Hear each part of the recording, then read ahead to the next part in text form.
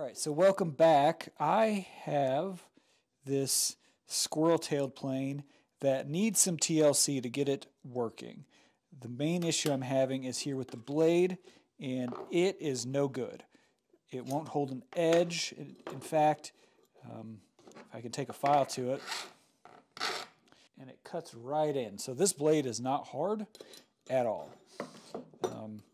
So what I'm going to do is I am going to make a new one from a piece of this 1084 that I have.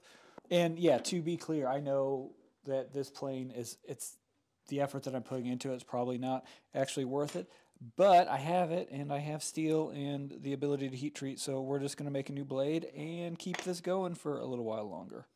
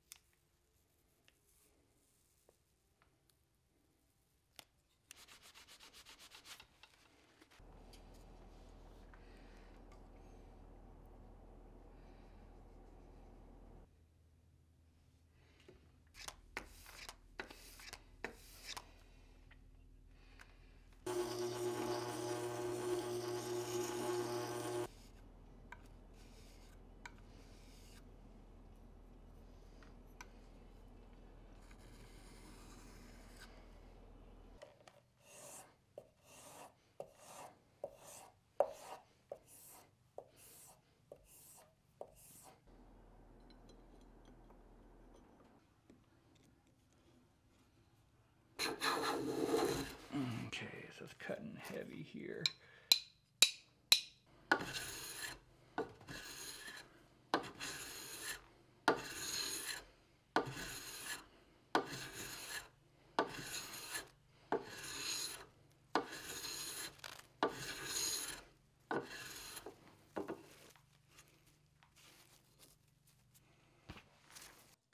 So here is where we started, and here is where we ended up.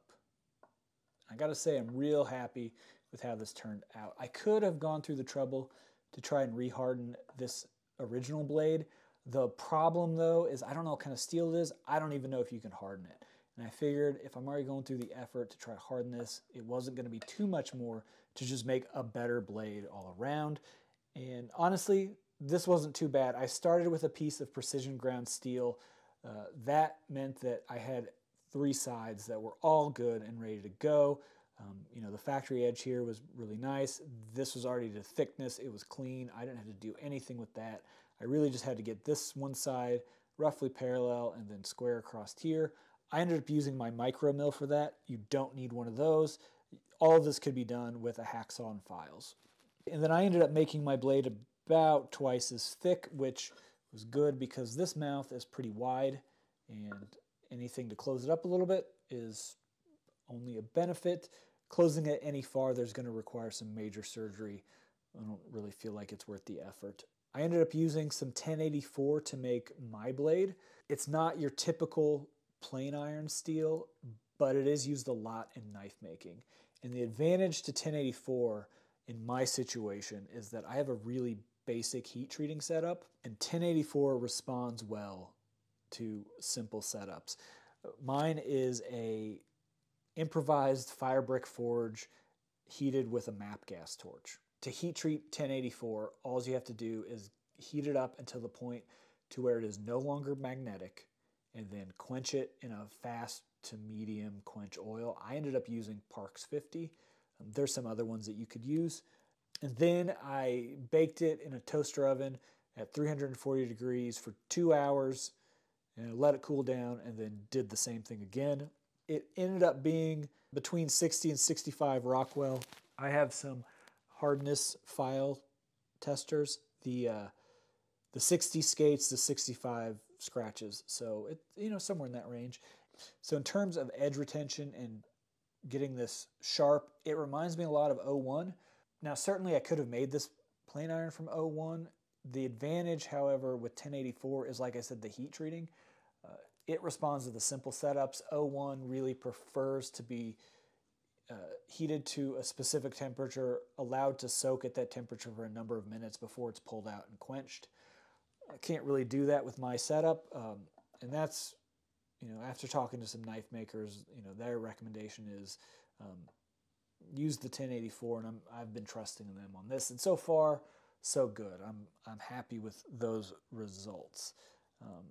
So after everything was done, I went through and worked, you know, did some etching, and that was all practice, you know, logo when this was made.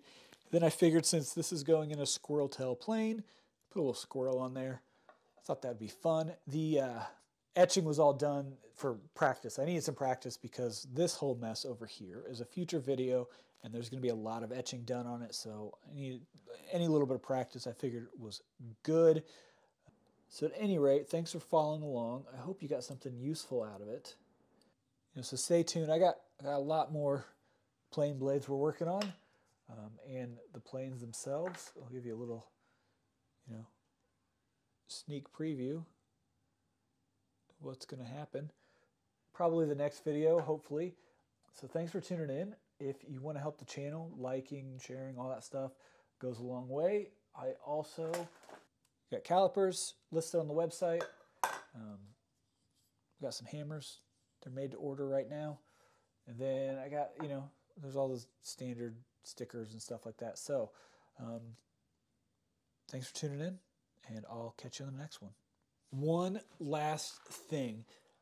This little hunk of plastic was so helpful on this project. So I just, you know, I just went ahead and rounded over all the edges with a file where you would hold it just to make it more comfortable, and some double-sided tape, and you can just stick your blade on that, tape it down, and then when you go to sand it, it helps keep it flat and it makes it easier to hang on to. The thing though that was really beneficial is I put a hole all the way through it. Sometimes these get stuck on here and they get real hard to take off. That's where that hole comes in handy. Just take something that will fit in that hole and it's free.